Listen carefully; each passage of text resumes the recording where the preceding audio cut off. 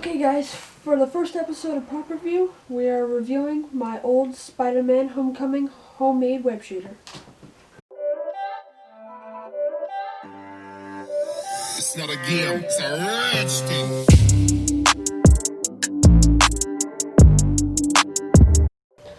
Okay guys, so Prop Review is basically, to put you in context, is basically reviewing old props that I've made in the past.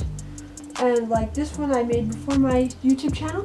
So all the props in this series that I'm going to do, this is going to be like a mini series on my channel, will be old reviewed props. So this first episode is how I made this web shooter. So I'll basically just be explaining how I built it, and then that's it. So it's just another little video thing I thought would be fun. So I'm going to try it out and see how you guys like it. Okay, so this is the photo of what the web shooter looks like on my hand. I think it's probably one of my favorite web shooters so far.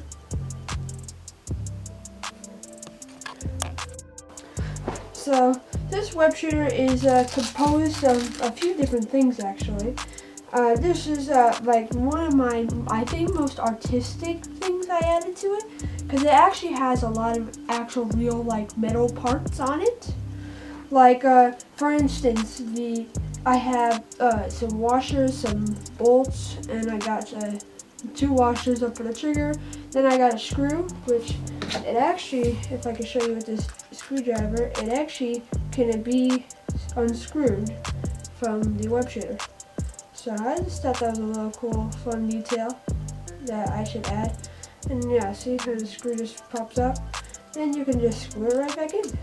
Well, technically, the whole web shooter is almost comprised of metal, because the type of tape I used is aluminum foil tape, which is like a metal tape, but it doesn't like aluminum. Unlike like aluminum foil, that it doesn't get magnets don't connect to it. So, but it is a metal. So, and right here I also used these pieces. I don't know what it was. I just found them in like some metal junk drawer area that we had.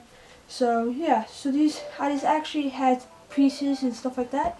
So for the body of right here of the web shooter, it is a glue stick that I took and I cut it down the sides, and then I shaved off the end to make it more like a pointy tip.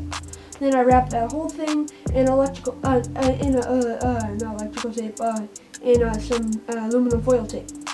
And then right here, I did use electrical tape for the black lines, and I cut that right here, right there.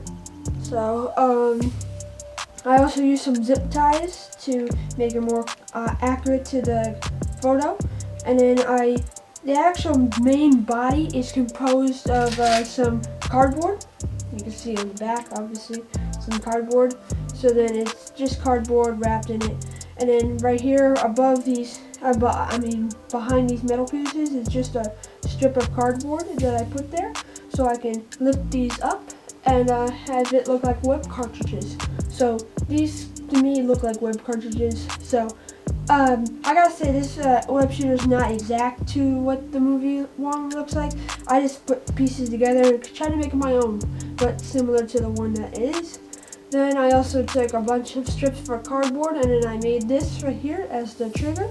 So when you pull it down, it actually pulls down, and I like about it, it comes right back up. And there's no springs or anything, it's just the way I made it with the cardboard. Then for the strap, I used some red duct tape, which I took 2 sides and then I taped them together so it would make a strap. And then I add Velcro to the one side of it and the other side. Then I also glued on some cardboard web cartridges I made things to try to match this. So I ran out of these metal pieces, so I just wrapped them in aluminum foil tape.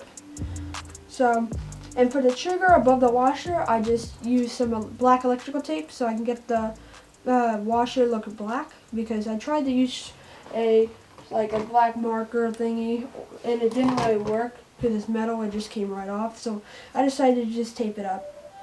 And most of this, and then afterwards, I took a rich strip of duct tape to match it.